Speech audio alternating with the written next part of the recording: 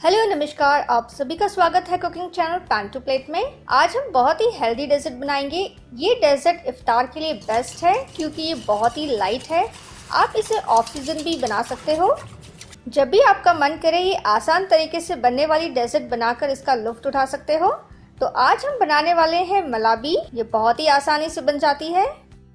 अगर आपको मेरी ये डेजर्ट रेसिपी पसंद आए तो डेफिनेटली लाइक, सब्सक्राइब, शेयर और नोटिफिकेशन बेल बटन ऑन करना ना भूलिए डेली रेसिपीज अपडेट के लिए। आप लाइक ज़रूर कीजिएगा अगर आपको रेसिपी पसंद आए, ताकि मैं इस तरह की रेसिपीज़ को और इनोवेटिव तरीके से पेश कर सकूं। So please do hit the like button. तो चलिए बनाना शुरू करते हैं मलाबी। हम यहाँ पे छोटी सी कटोरी में आधा कप दूध डालेंगे। ये पका हुआ दूध है और ये अब सामान्य तापमान पर है।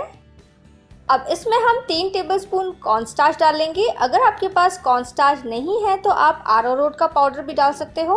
अब अच्छी तरह से हम इसे मिला लेंगे। तो हमने यहाँ पे अच्छे से मिला लिया है। अब इसके अंदर हम 1 टेबलस्पून रोज वाटर यानी कि गुलाब जल डालेंगे। आप चाहो तो यहाँ पे ऑरेंज ब्लॉसम, पाइनएप्पल एसेंस या फिर रेस्पबेरी एसेंस भी डाल सकते हो। क्योंकि ये आसानी से नहीं मिलता है इसलिए हम रोज़ वाटर का ही इस्तेमाल करेंगे। और ये रेसिपी ट्रेडिशनली रोज़ वाटर से ही बनती है यानी कि गुलाब जल से ही बनती है। तो हमने इसे मिला लिया है अच्छे से। तो कॉर्नस्टार्च और दूध का जो मिक्सचर है तैयार हो चुका है। हम इसे कुछ मिनटों के लिए साइड में रख देंगे और आगे की तैयारी कर लेंगे। हम यहाँ पे सॉसपैन में 2 कप पका हुआ दूध डाल लेंगे। ये सामान्य तापमान पर है, ये कच्चा दूध नहीं है। अब इसमें हम 2/3 कप शक्कर डालेंगे। आप शक्कर की मात्रा कम ज़्यादा कर सकते हो आपके टेस्ट के हिसाब से। अब इसमें हम 1 कप अमूल फ्रेश क्रीम डाल लेंगे।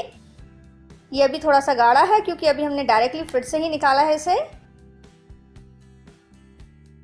तो अब विस्कर की सहायता से हम क्रीम को अच्छे से दूध में मिला लेंगे।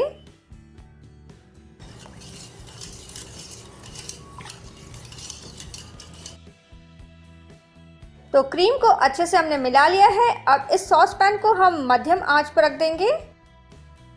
हमें यहाँ पे दूध को गर्म करना है। इसमें एक उबाल आनी चाहिए।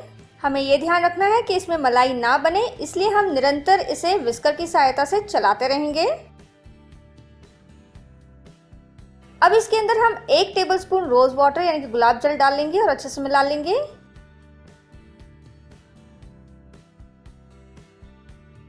तो देखिए दूध में उबाल आना शुरू हो चुका है। तो गैस को हम यहाँ पे धीमा कर देंगे। तो कॉर्नस्टार्च और दूध का जो घोल हमने तैयार किया था वो हम डाल देंगे और विस्कर की सहायता से हम मिलाएंगे। जैसे ही हम इसे मिलाना शुरू करेंगे दूध गाढ़ा होना शुरू हो जाएगा। आंच हमने यहाँ पे धीमा ही रखा है और हमें करीबन 10 मिनट तक इसे चलाते रहना है।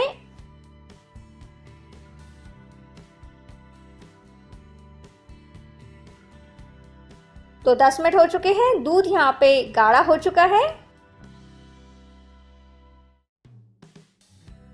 तो आंच को हम यहाँ पे बंद कर देंगे और ये जो गर्मा गर्म पुडिंग जो हमने तैयार की है वो आइसक्रीम ग्लास में ट्रांसफर कर लेंगे।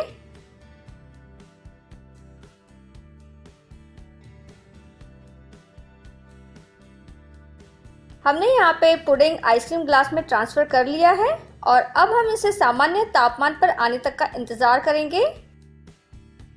तो पुडिंग नॉर्मल टेम्परेचर पे आ चुकी है। अब हम क्लिंग रैप से इसे कवर कर लेंगे। आप चाहो तो इसे फॉइल से भी कवर कर सकते हो।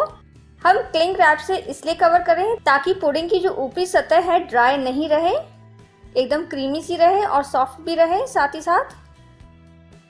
तो अब हम आइसक्रीम ग्लासेस को फ्रिज में रख देंगे और इसे करीबन 4 घंटे तक सेट होने के लिए रख देंगे।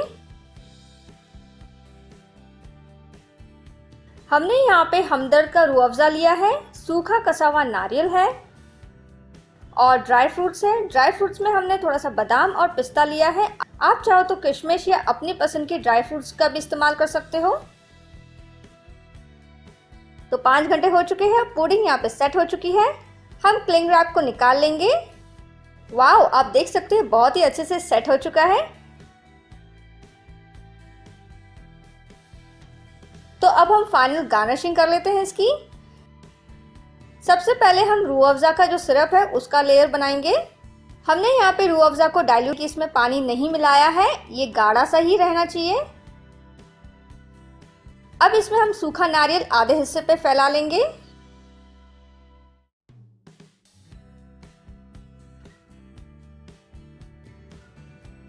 और ड्राई फ्रूट्स बचे हुए हिस्से पर इस तरह से हम फैला देंगे चम्मच की सहायता से। तो ये बहुत ही स्वादिष्ट और दिखने में काफ़ी रिच लग रहा है ये मलाबी।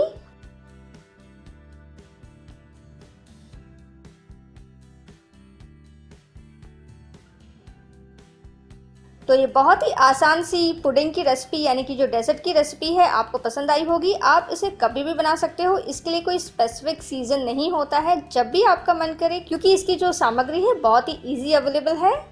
तो मुझे उम्मीद है आपको ये डेजर्ट रेसिपी पसंद आई होगी। आप ज़रूर घर पे ट्राई कीजिएगा और आपका मूल्य फीडबैक दीजिएगा। शुक्रिया, धन्यवाद। हमेशा की तरह आज का दिन भी आपका लाभकारी रहे।